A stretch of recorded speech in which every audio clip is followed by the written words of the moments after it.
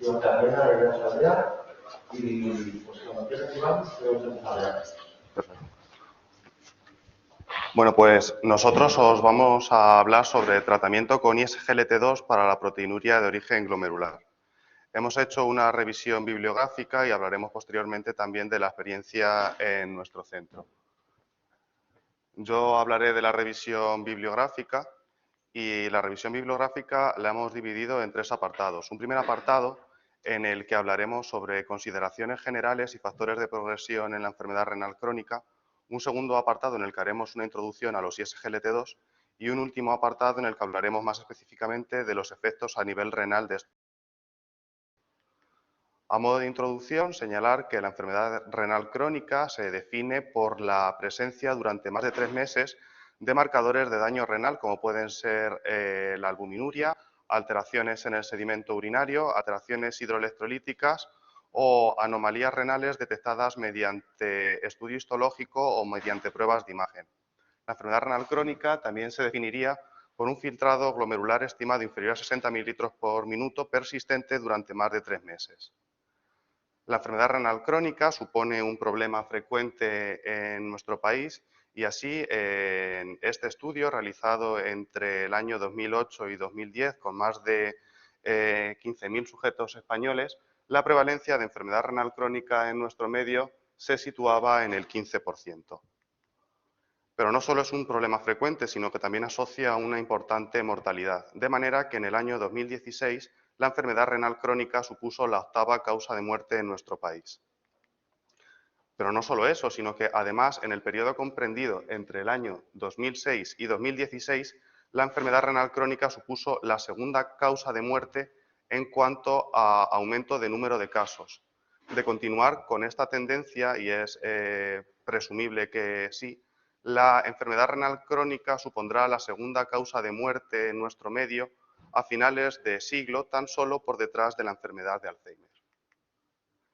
Y este aumento de mortalidad asociado a la enfermedad renal crónica se observa ya desde fases precoces de la enfermedad. En la imagen podemos ver que a medida que progresa la enfermedad, la mortalidad se va multiplicando. Y esto no hace más que aumentar cuando los pacientes llegan a un estadio final de la enfermedad y precisan algún tipo de terapia renal sustitutiva. De manera que, según datos del Registro Español de Enfermos Renales, en su última actualización del año 2020, la mortalidad anual de los pacientes sometidos a algún tipo de terapia renal sustitutiva fue del 8%, con diferencias, eso sí, en función del tipo de terapia renal sustitutiva empleada, siendo la mortalidad anual en el año 2020 del 15% en los pacientes en hemodiálisis, del 8% en los pacientes en diálisis peritoneal y del 2% en trasplantados renales. Y ya no solo es un problema de aumento de mortalidad, sino que la enfermedad renal crónica se asocia con un descenso de la calidad de vida autopercibida por los pacientes que se acentúa a medida que progresa la enfermedad renal. Y también se asocia a un importante coste para el sistema sanitario, que también, como vemos, se va acrecentando a medida que la enfermedad renal crónica progresa. De manera que si queremos que estos pacientes no mueran, que gocen de una buena calidad de vida y además garantizar la sostenibilidad del sistema sanitario, lo que tenemos que hacer es evitar que la enfermedad renal crónica progrese.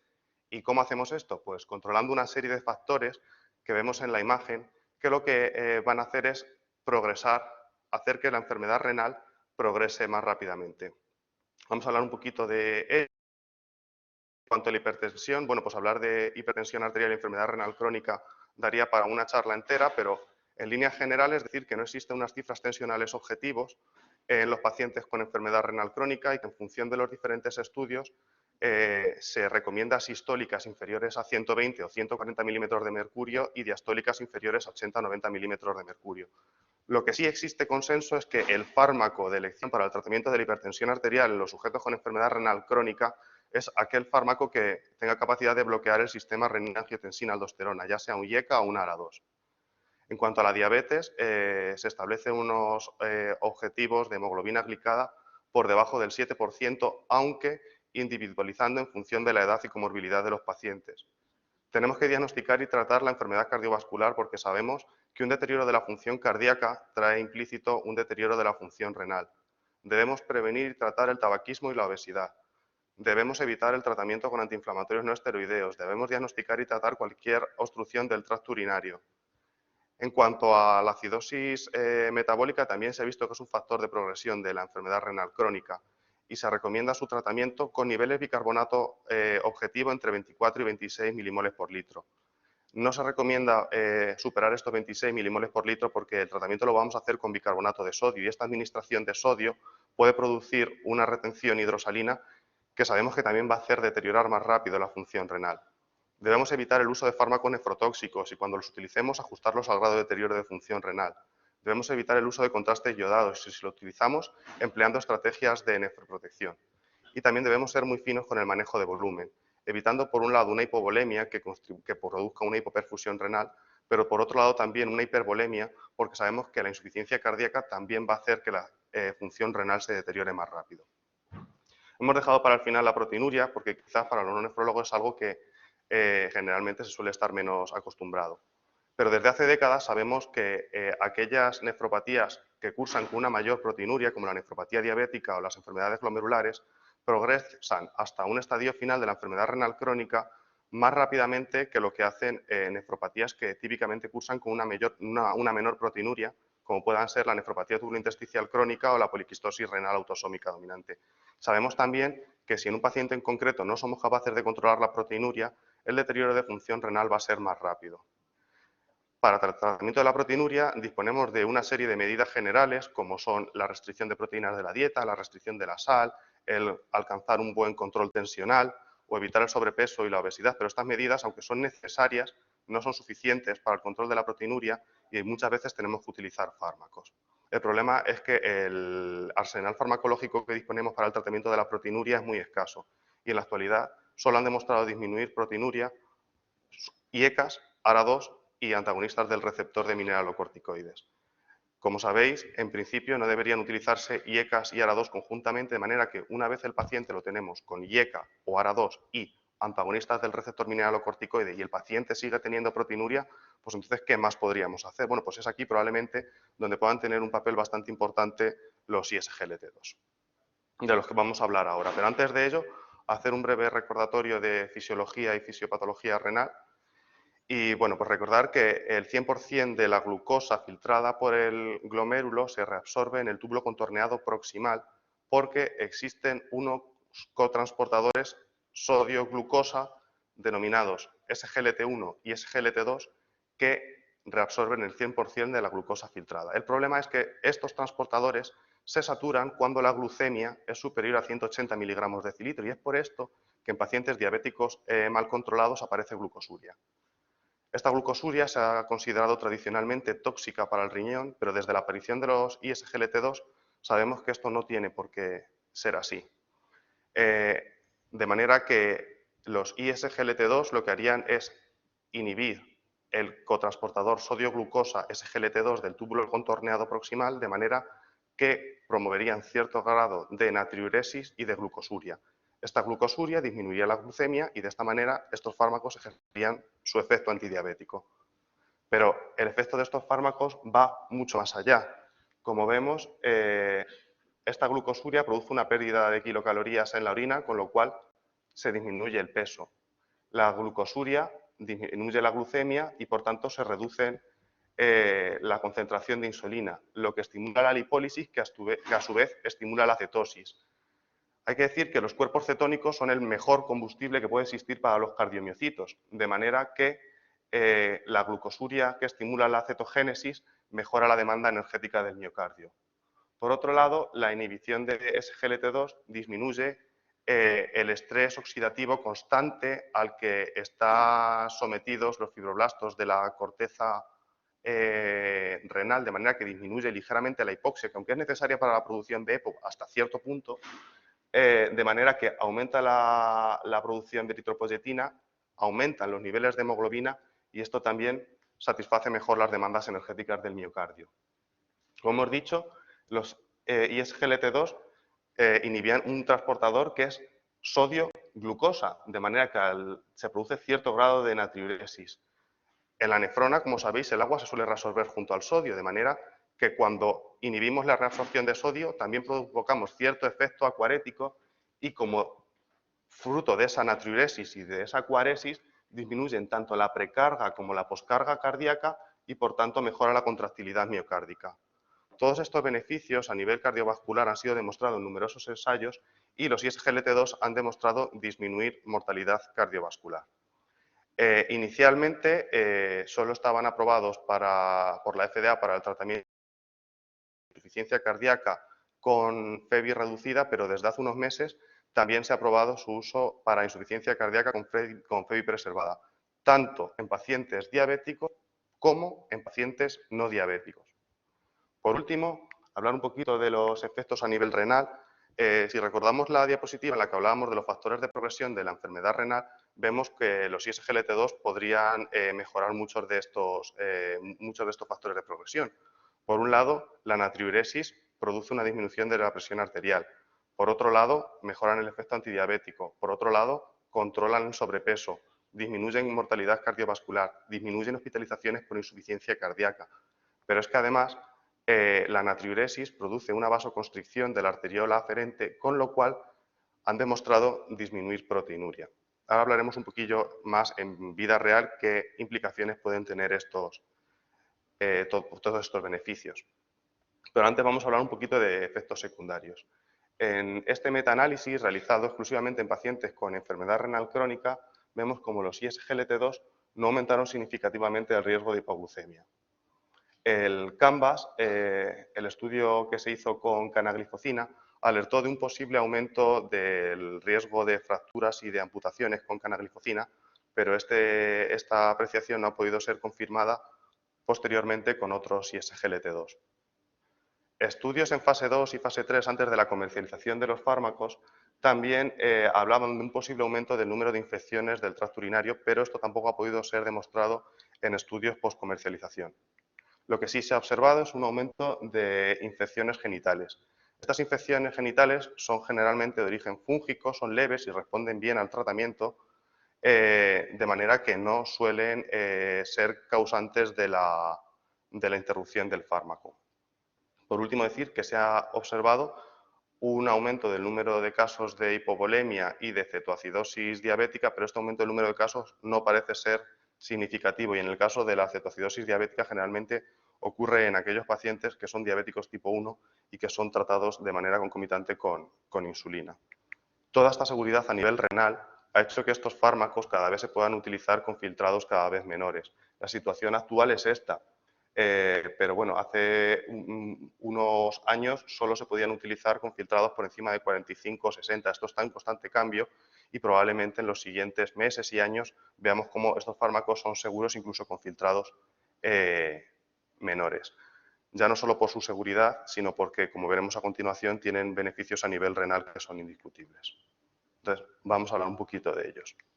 El primer estudio que se hizo para evaluar efectividad a nivel renal de los ISGLT2 fue el estudio CANVAS. En él, más de 10.000 diabéticos tipo 2 con un filtrado por encima de 30 mililitros minuto fueron aleatorizados a recibir o bien canaglifosina o bien placebo.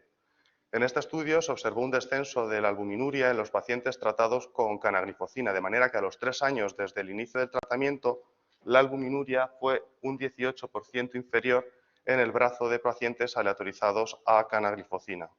Además, se observó un descenso en la aparición de micro y macroalbuminuria en los pacientes tratados con canaglifosina frente a placebo.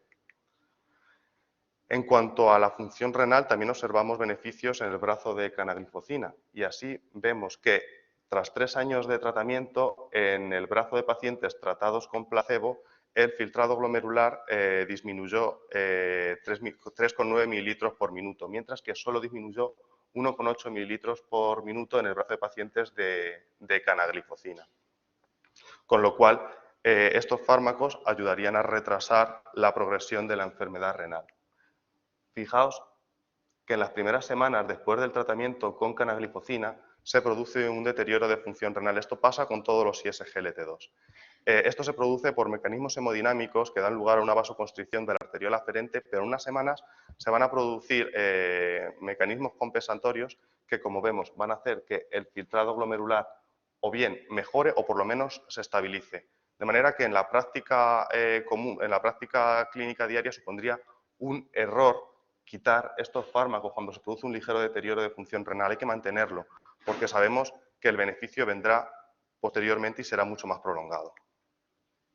Analizando variables más duras, observamos en la gráfica cómo el tratamiento con canaglifosina disminuyó el riesgo de presentar un evento compuesto formado por doblar los niveles de creatinina sérica, alcanzar un estadio de enfermedad renal crónica terminal o fallecer por un evento nefrológico.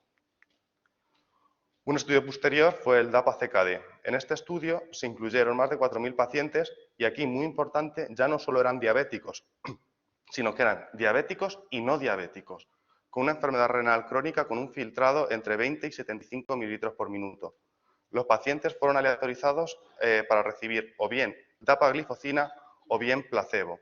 El objetivo primario del estudio era evaluar diferencias en cuanto a un objetivo compuesto por disminuir el filtrado más del 50%, alcanzar un estadio de enfermedad renal crónica terminal y morir por causa renal o cardiovascular.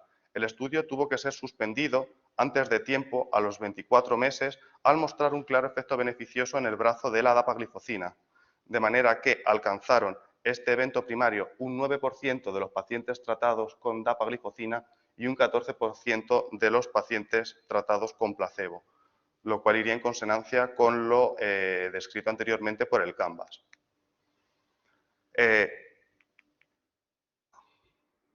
Sin embargo, en el diseño del estudio DAPA-CKD se incluyó un análisis preespecificado que estudiaba de manera independiente a los pacientes diabéticos y a los no diabéticos. En la imagen de la izquierda podemos ver cómo el riesgo de disminuir el filtrado glomerular más de la mitad, alcanzar un estadio de enfermedad renal crónica terminal o morir por causa renal o cardiovascular fue menor en los pacientes tratados con dapaglifosina, en los pacientes que eran diabéticos. Pero lo importante es esto, y es que esto también se objetivó en pacientes con una enfermedad renal crónica no diabéticos, de manera que dapaglifosina sería eficaz en disminuir la progresión de la enfermedad renal crónica de etiología no diabética.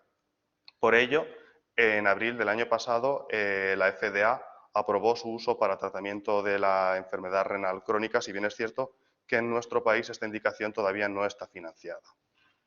Sin embargo, bueno, pues no todo es tan bonito y es cierto que esta disminución de la velocidad de progresión de la enfermedad renal no se objetivó en todas las causas de enfermedad renal crónica, sino que se objetivó en pacientes diabéticos y en los pacientes no diabéticos solo se objetivó en pacientes con nefropatías glomerulares, que no es poco, pero no sería para todas las causas de enfermedad renal crónica. Y además hay que tener en cuenta que en el subgrupo de las glomerulonefritis no se tuvieron en cuenta porque fueron excluidos del estudio aquellos pacientes con una vasculitis ANCA asociada y aquellos pacientes con una nefritis lúpica, por lo que no sabemos qué efectos tienen estos fármacos, la dapaglifosina en concreto, en el tratamiento pues eso, de las vasculitis ANCA asociadas y de la nefritis lúpica.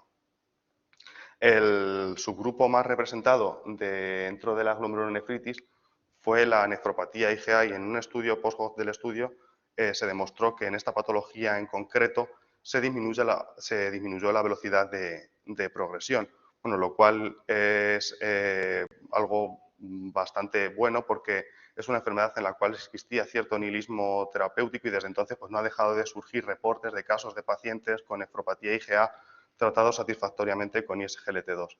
Sin embargo, aún no disponemos estudios randomizados diseñados específicamente para ver los resultados de ISGLT2 en pacientes con enfermedades glomerulares, por lo que es necesario mucha más investigación en este campo.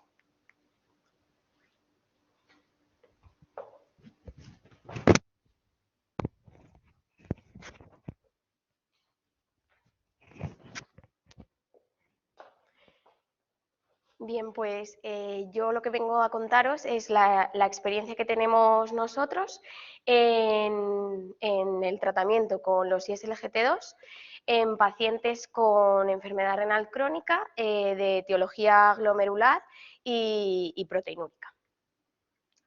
El índice que voy a seguir es muy parecido al de cualquier estudio. Empezaremos con los objetivos, seguiremos con los pacientes y el método. Después pasaré a comentar los resultados y acabaré con las conclusiones. El objetivo de nuestro estudio ha sido describir las características de los pacientes con patología glomerular proteinúrica que tenemos actualmente en tratamiento con ISLGT2. Hemos valorado los cambios en la proteinuria, función renal, presión arterial, índice de masa corporal y albúmina tras el inicio de tratamiento con ISLGT2. Además, queríamos notificar las complicaciones y eventos adversos que se pudieran asociar a dicho tratamiento. El estudio que hemos realizado es un estudio descriptivo y retrospectivo en el cual hemos incluido a 24 pacientes con patología glomerular y proteinurias superiores a 1 gramo en 24 horas, en los cuales se ha iniciado el ISLGT2 desde abril de 2021 hasta el 15 de marzo de 2022. Hemos tenido que excluir a 6 pacientes por falta de seguimiento posterior. No es que se haya perdido el seguimiento de estos pacientes, sino que simplemente no ha dado tiempo a hacer una revisión en una primera consulta y poder ver qué ha pasado con la proteinuria. El programa estadístico que hemos utilizado ha sido el SPSS 25. Las variables cuantitativas están expresadas en mediana y rangos intercuartílicos y las cualitativas en porcentajes. Las variables demográficas que he recogido han sido el sexo, la edad, entre los antecedentes personales, todos los factores de riesgo cardiovascular, hipertensión, diabetes, si es fumador o no, o si presenta enfermedad cardiovascular. En cuanto a la enfermedad renal, hemos registrado el tipo de enfermedad glomerular del que se trata, la edad al diagnóstico, la forma de presentación y si el paciente tenía biopsia renal o no. Además, al momento del diagnóstico, el grado de proteinuria, la albúmina, la función renal y el índice de masa corporal. Además, hemos registrado qué tratamiento habían recibido, tanto de inmunosupresión, tanto si estaba con IECAS o ARA2 o si estaban en tratamiento diurético. En cuanto al ISLGT2, qué tipo de ISLGT2 se trata, cuándo se inicia, a qué dosis, la indicación y al momento de iniciarlo los niveles de proteinuria, de albúmina, de función renal, de presión arterial y el índice de masa corporal.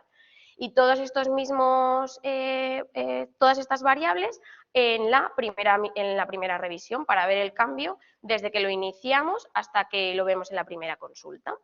Así como todos los cambios de tratamiento que se han producido tanto al inicio como en la primera revisión.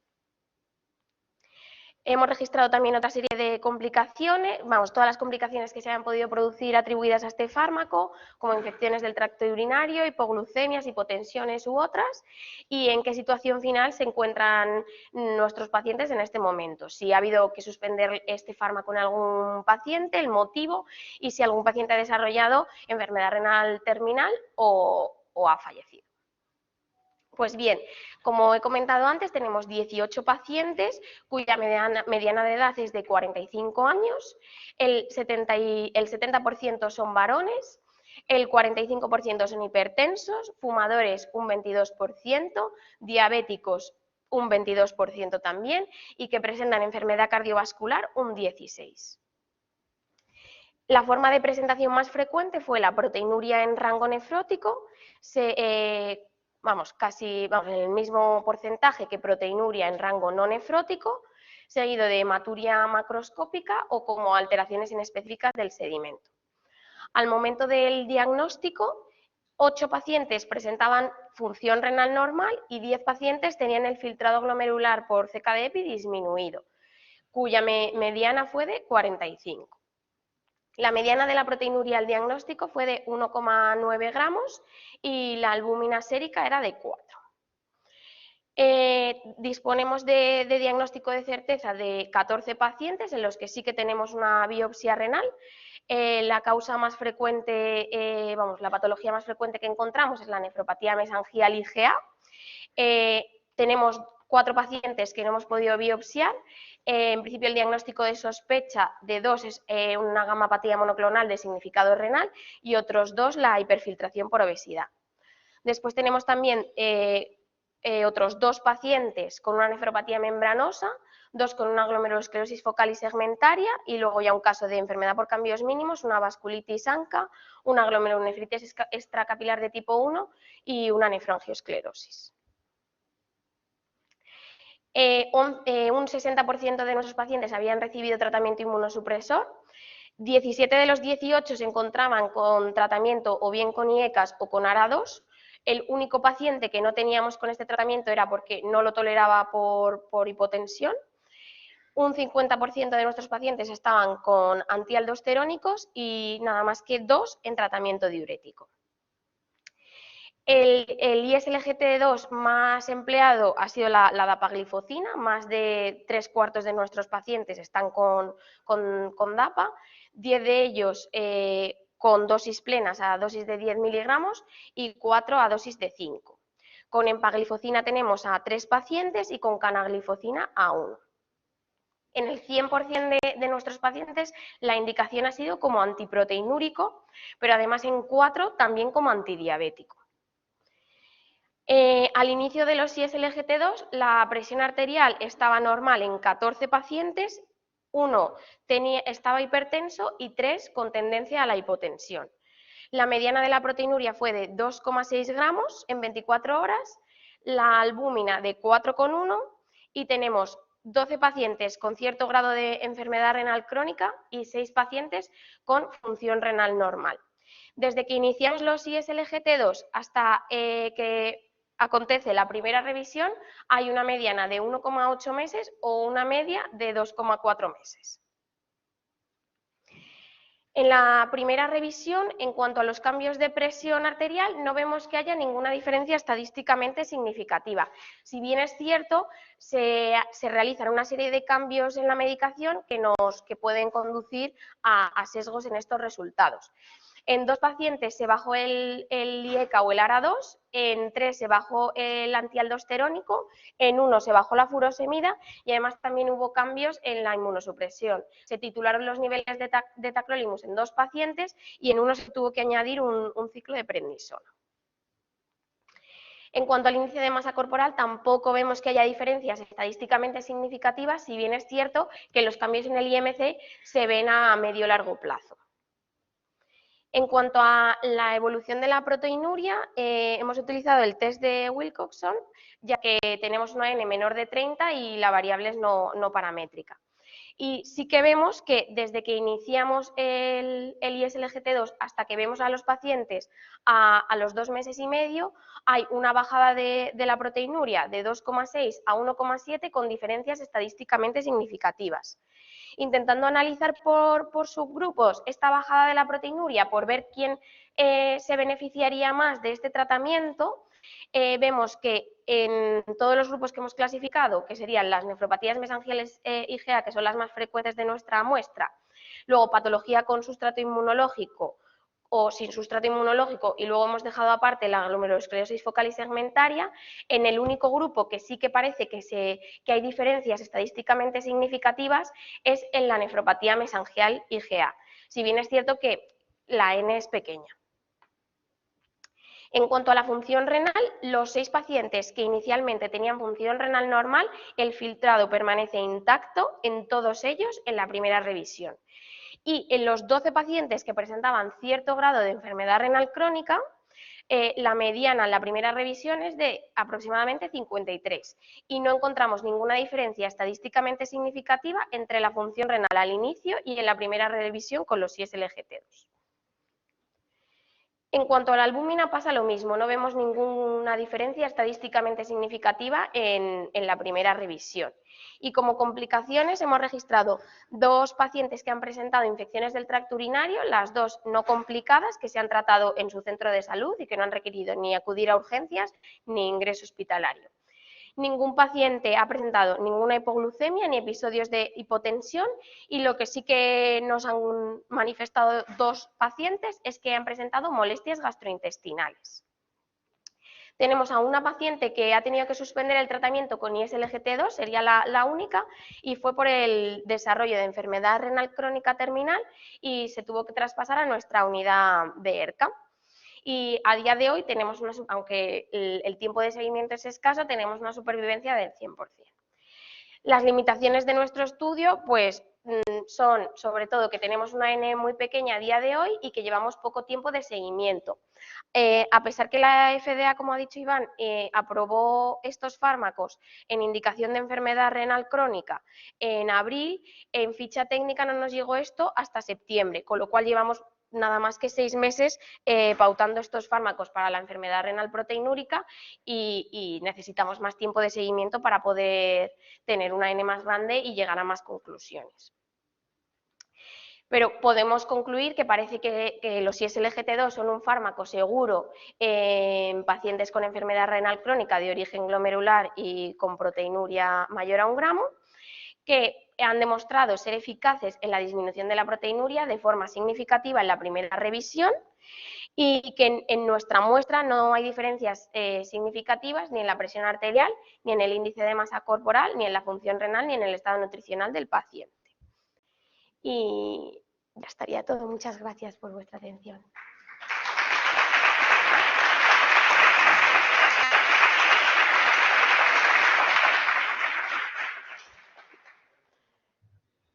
Muy bien, enhorabuena por la sesión. Muy bien contado. Es un tema bastante amplio, pero lo he hecho sencillo. ¿Alguna pregunta por ahí? ¿Para María? ¿No? ¿Ninguna? Muy bien. Pues con esto damos por concluida la sesión. Nos vemos el miércoles que viene. Gracias.